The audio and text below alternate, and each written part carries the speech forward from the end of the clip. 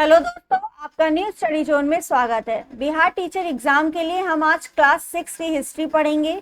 I hope आप सभी को वीडियो अच्छी लगेगी। वीडियो अच्छी लगे तो सभी लाइक करें, शेयर करें। चैनल पे नए हैं तो सब्सक्राइब जरूर करिए चैनल को। ये मैंने बुक से नोट्स बनाए हैं, उसी का आपकी पीडीएफ आपके सामने है। ये सारी एससीईआरटी क्लास 6 की बुक से नोट्स बने हुए हैं, ठीक है।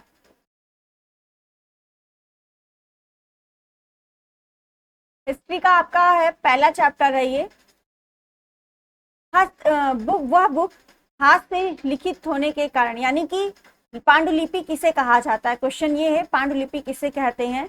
तो वो दस्तावेज जिसे एक व्यक्ति या अनेक व्यक्ति मिलकर हाथों से लिखते हैं उसे ही क्या बोलते हैं, पांडुलिपि बोलते हैं, ठीक है। फिर एक इसमें क्वेश्चन था, खुदा बख्श लाइब्रेरी है वो कहाँ पर है। तो खुदा बख्श लाइब्रेरी आपकी पटना में है।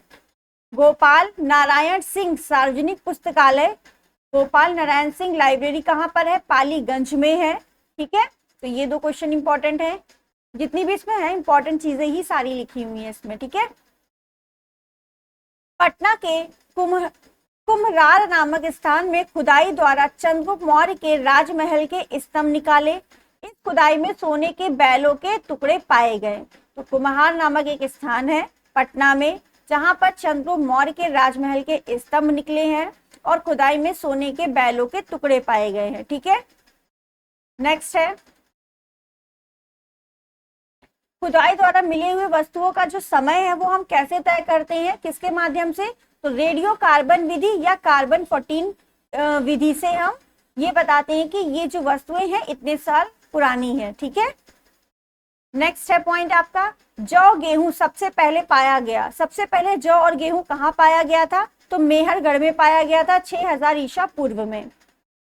कोल्डीवा और चौपानी मांडो में सबसे पहले धान यानी चावल उपजाया जाता था, ठीक है। तो चावल सबसे ज्यादा सबसे पहले कहाँ उपजाऊ हुआ। तो कोल्डीवा और चौपानी मांडो में सबसे पहले चावल को जो है पाया गया, ठीक है। नेक्स्ट, भीमबेटका बुडनी पंचमढ़ी भेड़ाघाट महेश्वर पसेरा बिहार के मुंगेर जिले में स्थित है। ये शायद सेंटेंस अधूरा रह गया, इसको हटा देते हैं, ठीक है।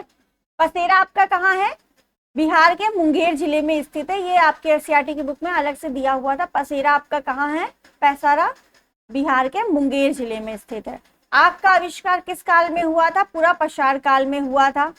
मध्य पषाण काल में गेहूं जौ मंडुआ जैसे अनाज उत्पन्न हुए थे। तो गेहूं जौ मंडुआ आपके मध्य पषाण काल के हैं। आग का आविष्कार पूरा पषाण काल में हुआ था। नेक्स्ट,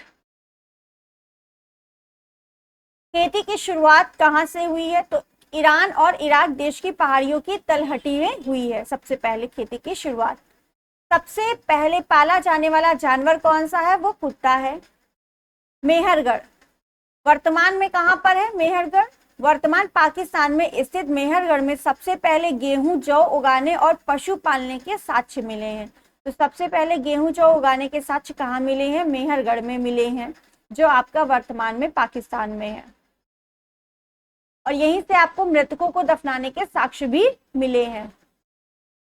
फिर आपसे पूछा गया चिराद, चिराद क्या है, ठीक है। चिराद मतलब कहाँ पर है। तो चिराद आपका बिहार के छपरा जिले में है। चिराद कहाँ है, बिहार के छपरा जिले में। पैसरा कहाँ था, मुंगेर जिले में था, ठीक। चिराद के जो घर हैं वो कैसे होते थे, गोल होते थे, ठीक है। मिट्टी के बर्तन और मिट्टी के खिलौने के साक्ष्य चिराद से ही मिले हैं। नेक्स्ट,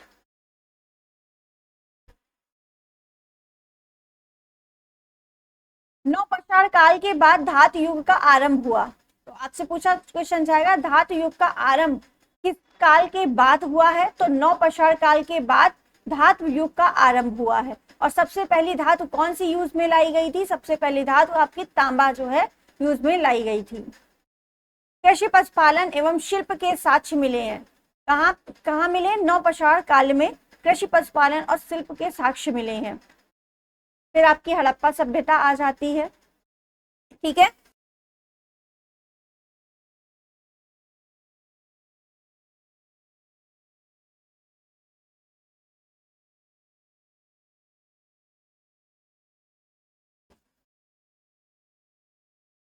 हड़प्पा सभ्यता, हड़प्पा नगरों की स्थिति के बारे में बताया गया है यहाँ पर। नगर हड़प्पा है, खोजकर्ता वर्ष नदी तट। तो हड़प्पा की खोज किसने की है? दयाराम साहनी ने की है। कब किया है? 1921 में किया है। हड़प्पा किस नदी के किनारे है? रावी नदी के किनारे है। मोहनजोदाड़ो, ये राखलदास बनर्जी ने इसकी खोज की है। 1922 में सिंधु नदी के तट पर स्थित है। कालीबंगा, ब्रजवासी लाल ने इसकी खोज की है 1961 में। घग्गरा नदी के किनारे कालीबंगा आपका स्थित है। लोथल, रंगनाथ राव 1954 में इसकी खोज की है। भोगवा नदी के किनारे आपका लोथल स्थित है।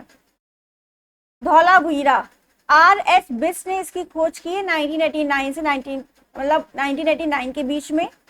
और चनहुद्रो आपके गोपाल मजूमदार 1931 में सिंधु नदी के किनारे है चनहुद्रो। रंगपुर आपका माधव स्वरूप वत्स ने किया है 1931 में मादर नदी के किनारे। तो आपके ये इंपॉर्टेंट है, हड़प्पा, मोहनजोदाड़ो, कालीबंगा, लोथल, धौलावीरा। ठीक है, पूछा जा सकता है ये किस नदी के किनारे और इन दोनों की खोज करता। ठीक है, इतनी बात क्लियर है। अब हम इनके बारे में कुछ चीजें पढ़ लेते हैं क्या क्या था। तो मोहनजोदाड़ो में जो है आपका, आपसे क्वेश्चन पूछा जाए गेहूं और जौ के अवशेष कहां से मिले हैं? तो हड़प्पा सभ्यता में गेहूं और जौ के अवशेष मिले हैं।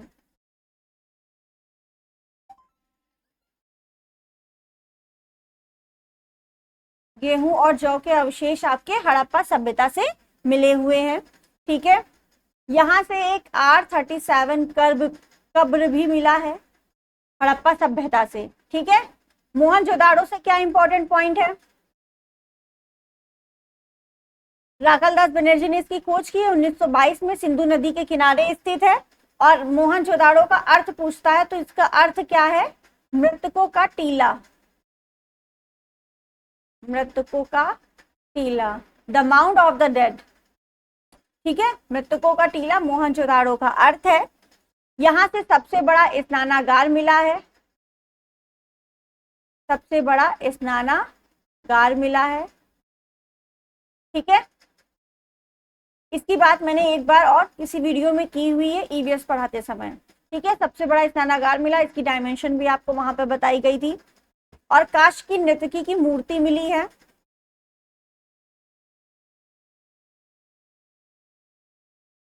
काश्य नर्तकी की मूर्ति मिली है। ठीक है, ये आपकी दो चीजें इंपॉर्टेंट हो गई, सबसे बड़ा स्नानागार और काशी की नर्तकी की मूर्ति यहीं से मिली है। और सब दुनिया का सबसे पुराना उत्कृष्ट शहर माना जाता है मोहनजोदाड़ो आपका। ठीक है, ये हो गई आपकी मोहनजोदाड़ो से बात। अब हम बात कर लेते हैं कालीबंगा से।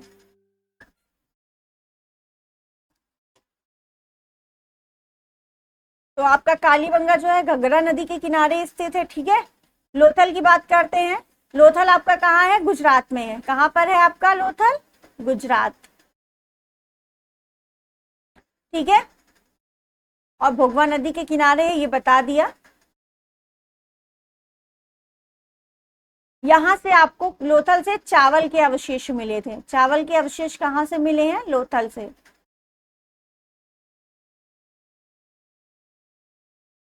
शेष लोथल से मिले हैं। ठीक है, ये यहां से इंपॉर्टेंट पॉइंट था इसका। फिर आपका आता है चनहुद्रो, जो इंपॉर्टेंट है सिर्फ उसी के बारे में बताया जा रहा है। चनहुद्रो जो है आपका, यहाँ से जो है वक्राकार ईंटें मिली थी चनहुद्रो से। वक्राकार ईंटें कहाँ से मिली है? चनहुद्रो से मिली है। और ये जो मेकअप का सामान है, ठीक है, सबसे पहले मेकअप का सामान जो है कहाँ से मिला है? इसके अवशेष चनहुद्रो से ही मिले हुए हैं। ठीक है, ये इतनी बात हो गई आपकी हड़प्पा नगरों की स्थिति से। ठीक है, नेक्स्ट।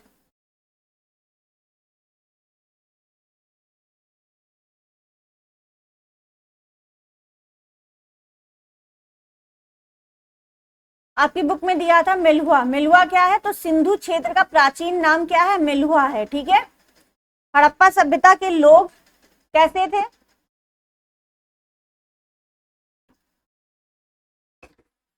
राजस्थान, अब यहाँ पे दिया गया कि कहाँ से क्या चीज मिली है। तो राजस्थान खेतरी से आपको क्या मिला है? तांबा मिला है। कर्नाटक कोलार से आपको सोना मिला है।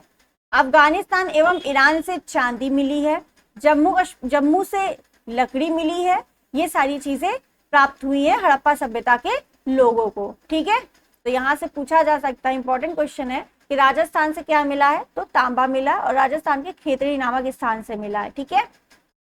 तो ये पांचों पॉइंट आपके इंपॉर्टेंट है। कर्नाटक कोलार से सोना, अफगानिस्तान और ईरान से चांदी, जम्मू से लकड़ी, ये सभी आपको प्राप्त हुए हैं। ठीक है। नेक्स्ट, धौलावीरा। धौलावीरा आपका कहाँ है? गुजरात में है। प्रथम संपूर्ण शहर जो 3 भागों में बटा हुआ है। ये क्वेश्चन इंपॉर्टेंट है, पूछा गया ऐसा कौन सा हड़प्पा सभ्यता का शहर है जो 3 स्थान संपूर्ण 3 शहर में बटा हुआ है? तो वो कौन सा है? आपका धौलावीरा है। कौन से 3 भागों में बटा हुआ है? गढ़ी, मध्यनगर, निचला नगर, ये सभी जो है 3 भागों में धौलावीरा आपका बटा हुआ है। और कहाँ है धौलावीरा? गुजरात में है। क्लियर? लोथल के बारे में बता दिया था।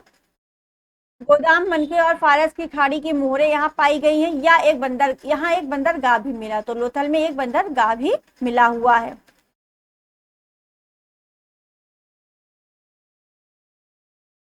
अब आपका नेक्स्ट चैप्टर शुरू हो गया है क्लास 6 की बुक का, जिसमें हम वेदों के बारे में पढ़ेंगे।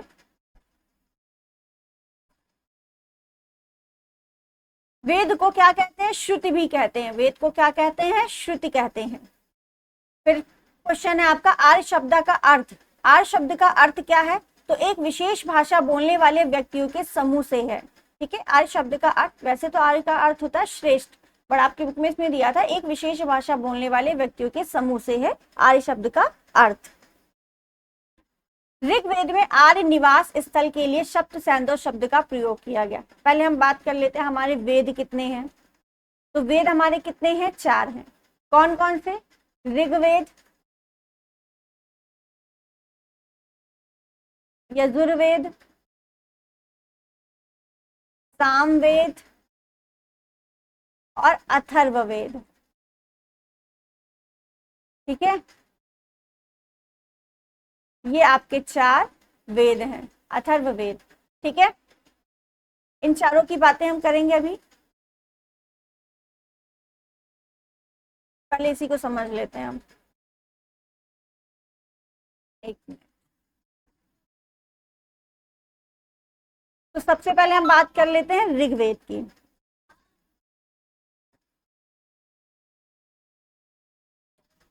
ऋग्वेद में ये सबसे प्राचीनतम वेद अगर पूछा जाए कौन सा हमारा है, तो वो कौन सा है? आपका ऋग्वेद है। सबसे प्राचीनतम वेद, प्राचीनतम, प्राचीनतम वेद कौन सा है? आपका ऋग्वेद है। इसमें मंडल कितने हैं? 10 मंडल हैं और 1028 आपके सूक्त हैं। ठीक है।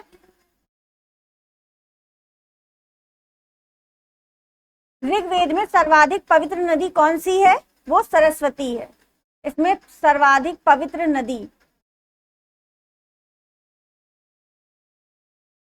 सर्वाधिक पवित्र नदी आपकी कौन सी है? सरस्वती। ठीक है। ये आपकी ऋग्वेद की इंपॉर्टेंट बातें हो गई आपकी।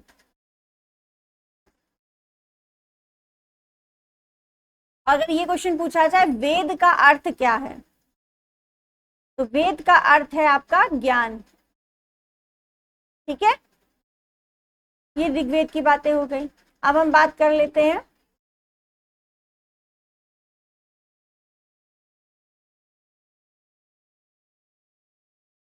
सामवेद की।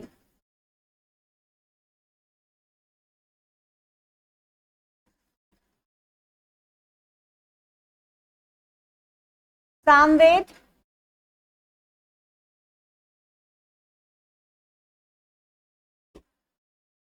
साम का अर्थ क्या होता है? तो साम का अर्थ है गान। अर्थ है आपका गान। ठीक है। इसे भारतीय संगीत का जनक भी माना जाता है। सामवेद को भारतीय संगीत का जनक भी माना जाता है। भारतीय संगीत का जनक किसे माना जाता है? सामवेद को माना जाता है। ठीक है, ये दो इंपॉर्टेंट पॉइंट है आपके सामवेद से। फिर बात आती है यजुर्वेद। यजुर्वेद, यजुर का अर्थ है, यानी यजु का अर्थ आपसे अगर पूछे कोई क्या है, तो यजु का अर्थ क्या है आपका? इसका अर्थ है यज्ञ। ठीक है, यानी जो यज्ञ होते हैं वो सब आपके इसमें आते हैं, यजुर्वेद में आते हैं। ठीक है, और एक क्वेश्चन इसका इंपॉर्टेंट ये है, ऐसा कौन सा वेद है जो गद्य पद दोनों में लिखा गया है? तो वो आपका कौन सा है? यजुर्वेद है, जो गद्य पद दोनों में लिखा गया है। ठीक है, तो सबसे प्राचीनतम वेद आपका ऋग्वेद था। ऐसा कौन सा वेद है जो गद्य पद दोनों में लिखा गया है? वो यजुर्वेद है। और संगीत का जनक किस वेद को कहा जाता है? तो सामवेद को कहा जाता है। ठीक है, एंड लास्ट आपका है अथर्ववेद। तो जादू टोना की जो बात होती है वो आपकी अथर्ववेद में होती है। ठीक है, ये आपका वेद हुआ। अब हम पढ़ लेते हैं इसको। वेद को क्या कहते हैं? श्रुति भी कहते हैं। आर्य शब्द का अर्थ एक विशेष भाषा बोलने वाले व्यक्तियों के समूह से है। ऋग्वेद में आर्य निवास स्थल के लिए सप्त सैंधव शब्द का प्रयोग किया गया है। तो ऋग्वेद में जो आर्य निवास है उसके स्थल के लिए एक शब्द प्रयोग किया गया, वो शब्द है सप्त सैंधव। सप्त सैंधव का अर्थ क्या है? सिंधु एवं उसकी 5 सहायक नदियां। सिंधु एवं उसकी 5 सहायक नदियां कौन कौन सी है? सिंधु की सहायक नदियां सतलज, व्यास, झेलम, चिनाब, रावी तथा ये आपकी 5 नदियां सिंधु की है सहायक नदियां। और कौन सा आता है सप्त सैंधव में? 5 ये हो गए, सरस्वती और दृश्यवती नदियां का क्षेत्र, ये दोनों नदियों का क्षेत्र। ठीक है, तो 5 2 7, इन 7 पूरा जो नदियां हैं इन्हीं को बोला गया है सप्त सैंधव। आर्य का निवास स्थल बोला गया ऋग्वेद में। क्लियर?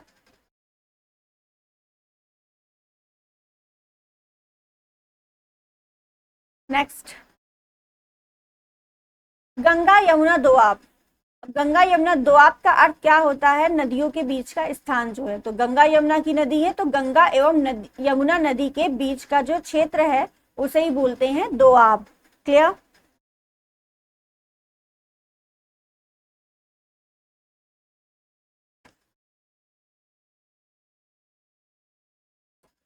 नेक्स्ट है आपका ऋग वैदिक काल में आर्यों का प्रमुख पेशा क्या था? तो ऋग वैदिक काल में आर्यों का प्रमुख पेशा पशुपालन था। ऋग्वेद में जौ को यव कहते हैं। तो यव जो है किसको कहा जाता है? तो जौ को ऋग्वेद में यव कहते हैं। ठीक है, फिर आपका आ गया उत्तर वैदिक काल।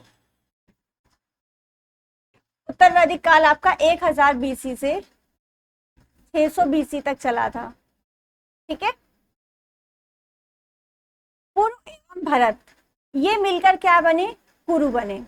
दुर्वश एवं किरवी ये मिलकर आपके पांचाल बने। तो कुरु और पंचाल किससे मिलकर बने हुए? तो कुरु आपका पुरु और भरत से मिलकर बना है, और पांचाल आपका दुर्वश एवं किरवी से मिलकर बना हुआ है। ठीक है, क्वेश्चन ऐसे ही आएगा, पुरु एवं भरत से मिलकर कौन सा इसमें से शब्द जो है बना हुआ है? तो पुरु और भरत से आपका कुरु नामक बना हुआ है। ठीक, इनाम गांव क्या है?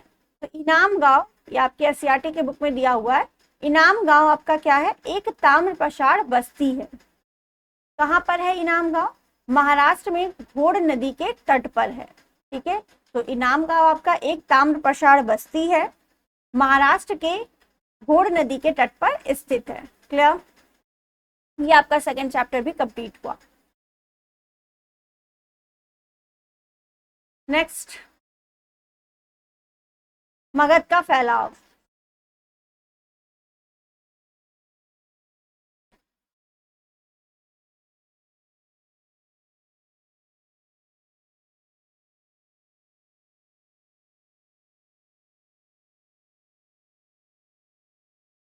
मगध का फैलाव।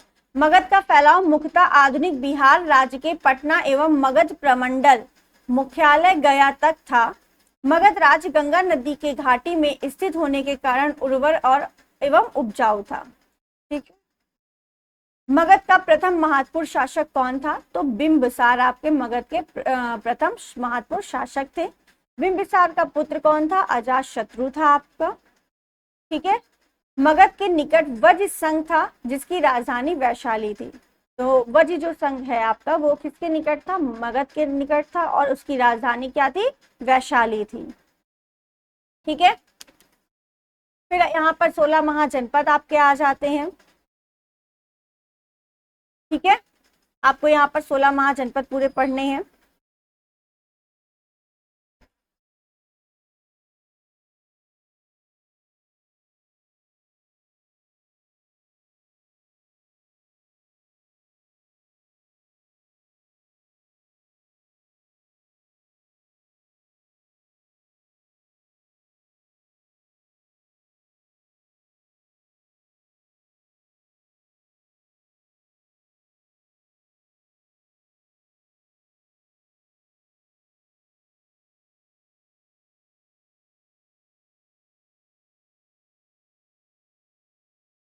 नेक्स्ट है आपका उपनिषदों का अर्थ। 16 महाजनपद आप पढ़ लीजिएगा यहाँ से और उसकी राजधानियां देख लीजिएगा, उनमें से आ सकती है। ठीक है। इससे हम रिलेटेड जो है क्वेश्चन इंपॉर्टेंट होंगे 16 महाजनपदों से, वो लेकर आएंगे।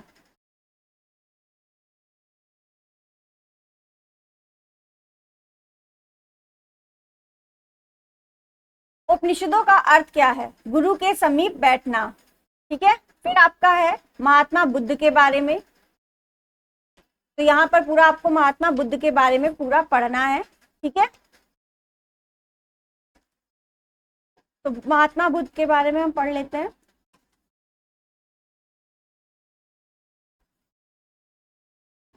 यानी पूरा बौद्ध धर्म आपको यहाँ पर पढ़ना पड़ेगा। ठीक है। बौद्ध धर्म इसमें जो है महात्मा बुद्ध थे आपके। तो पूछा जाता है क्वेश्चन, महात्मा बुद्ध का जन्म कब हुआ? तो महात्मा बुद्ध का जन्म आपका 563 ईसा पूर्व में हुआ था। ठीक है। कपिलवस्तु लुम्बिनी।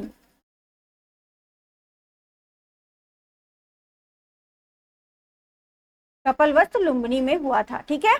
इनके पिता कौन थे महात्मा बुद्ध के? तो इनके पिता थे आपके शुद्धोधन। शुद्धोधन। ठीक है। ये आपके शाक्य गणराज्य के थे। किस गणराज्य के थे? शाक्य गणराज्य के थे। और इनकी माता थी महामाया।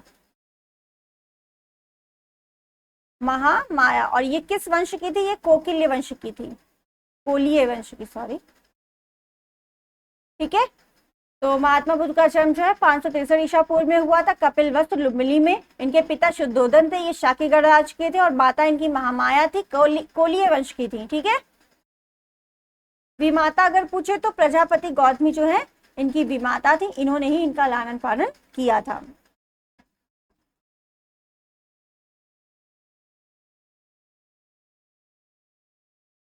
नेक्स्ट इसी में बात करते हैं।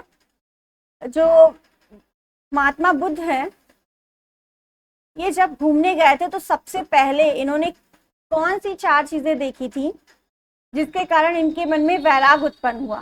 तो वो चारों चीजें आपको सीक्वेंस वाइज बतानी है। तो पहली बार में इन्होंने ओल्ड मैन यानी जर्जर व्यक्ति को देखा था। ठीक है। मतलब बूढ़ा व्यक्ति। ठीक है। बूढ़ा एक आदमी देखा था सबसे पहले। फिर इन्होंने क्या देखा था? फिर इन्होंने एक बीमार व्यक्ति देखा था। ठीक है। थर्ड में इन्होंने मृत व्यक्ति देखा।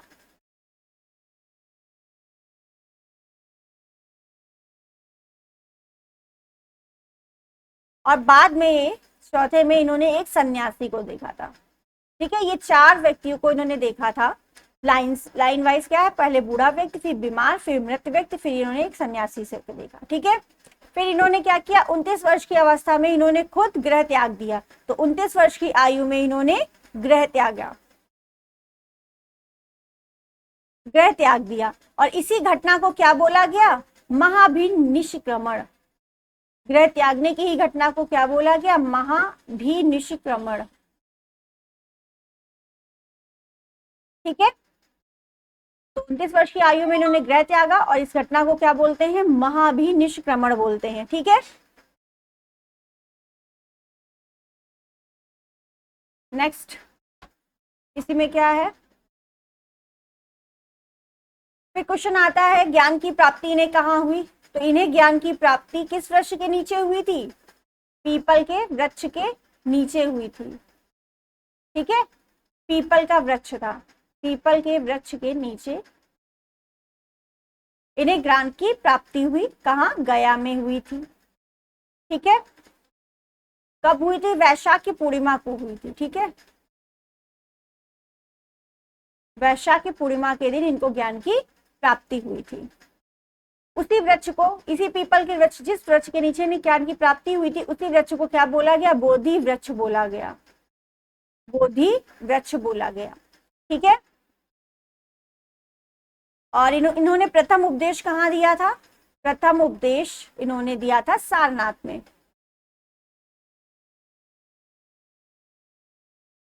ज्ञान की प्राप्ति हो गई पीपल वृक्ष के नीचे, जिसे बोधि वृक्ष कहा गया। उसके बाद इन्होंने अपना प्रथम उपदेश दिया। कहाँ दिया प्रथम उपदेश? सारनाथ में दिया था इन्होंने। ठीक, इसी घटना को क्या बोला गया? धर्मचक्र प्रवर्तन, धर्मचक्र प्रवर्तन।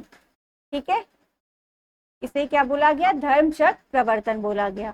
ठीक है, आपसे क्वेश्चन पूछा जाता है प्रथम उपदेश महात्मा बुद्ध ने कहाँ दिया था? तो सारनाथ में दिया था। अगर आपसे ये पूछे सर्वाधिक उपदेश इन्होंने कहाँ दिया था, तो सर्वाधिक उपदेश इन्होंने वैशाली में दिया है। ठीक है, और अंतिम उपदेश इन्होंने कहाँ दिया है? अंतिम उपदेश इन्होंने भी वैशाली में ही दिया है। ठीक है, सर्वाधिक उपदेश वैशाली में दिया, अंतिम उपदेश भी वैशाली में दिया, और प्रथम उपदेश इन्होंने सारनाथ में दिया, जिसे धर्मचक्र प्रवर्तन बोला गया। क्लियर?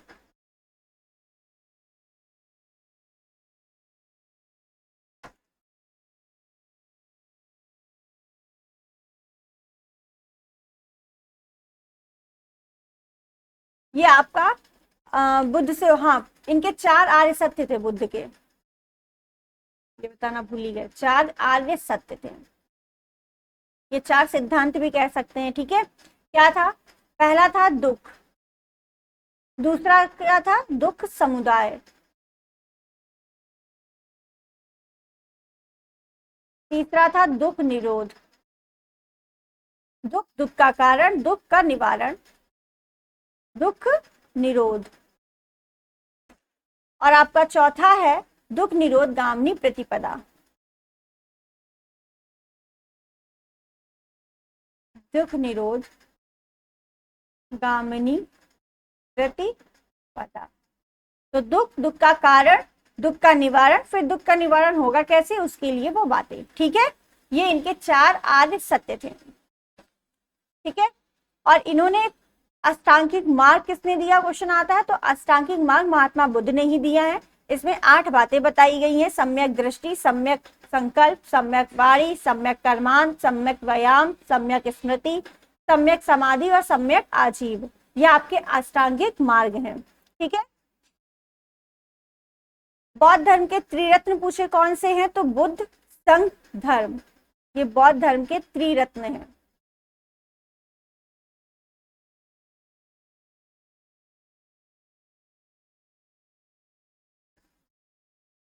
त्रिरत्न आपके हैं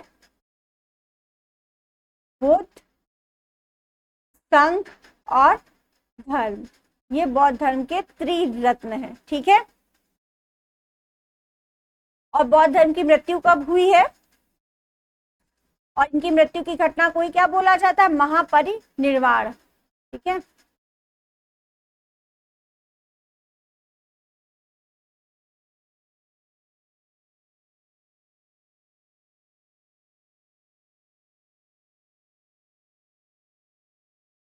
मृत्यु की घटना ही क्या कहलाती है? महापरिनिर्वाण, महापरिनिर्वाण कहलाती है। ठीक है,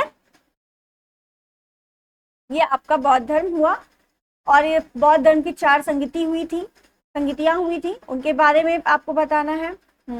अभी कंप्लीट नहीं हुआ है। बौद्ध संगीतियां समितियां, आज हम सिर्फ और सिर्फ बौद्ध तक ही पढ़ेंगे, ठीक है। बौद्ध समिति पहली आपकी कब हुई थी? 483 ईसा पूर्व में हुई थी। कहाँ हुई थी? राजगृह में हुई थी। उस समय राजा आपके कौन थे? अजात शत्रु थे, ठीक है। वहां का शासक कौन था? अजात शत्रु था। दूसरी आपकी 383 ईसा पूर्व में हुई थी, ठीक है। कहाँ हुई थी? वैशाली में हुई थी, पूछा जाता है। और उस समय कौन शासक था? काला शोक थे, काला शोक थे। तीसरी आपकी 251 ईसा पूर्व में हुई थी। कहाँ हुई थी? पाटलिपुत्र में हुई थी, ठीक है। उस समय आपके शासक कौन थे? अशोक थे। और चौथी आपकी प्रथम शती ईस्वी में हुई थी, प्रथम शताब्दी में।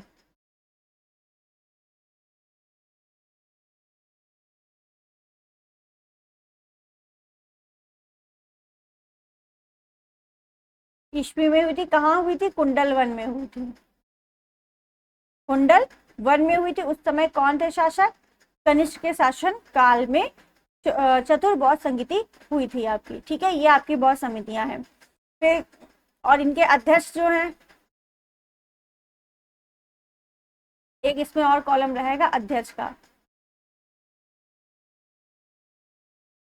ठीक है। तो इसमें अध्यक्ष थे महाकश्यप, ठीक है। और यहाँ पे शुभु कामी, ये द्वितीय में थे। तृतीय में आपके मुंगली पुत्र थे, मुंगली पुत्र तृतीय में थे। और वसुमित्र आपके चतुर्थ में थे।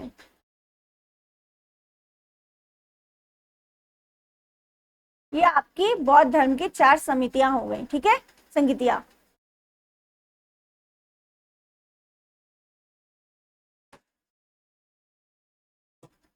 अब हम अपनी पीडीएफ पे वापस चलते हैं।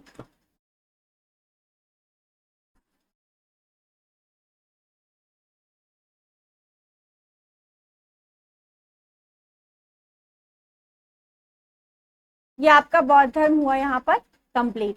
अब कल हम बात करेंगे जैन धर्म की, उसके बाद हम इसकी आगे की पीडीएफ पूरी करेंगे, ठीक है। आई होप आप सभी को वीडियो अच्छी लगी होगी। वीडियो अच्छी लगी है तो सभी लाइक करें, शेयर करें। चैनल पे नए हैं तो सब्सक्राइब जरूर करिए चैनल को। Thank you.